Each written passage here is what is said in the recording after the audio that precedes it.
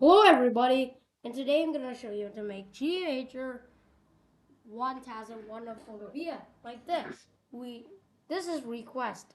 A request how to make GHR 1001 of Photopea. You think this is our Photopea, right? Photopea. Like this. You see this? Can you see the sky, right? And you see this? Yeah, might be here, and then you get pinching to 100. Well, but it's very good tea because we can just do anything as to choose solution. Maybe we can just do 30, and then you finished. That's pretty easy to make because here's request G major 1001, very easy to make, right?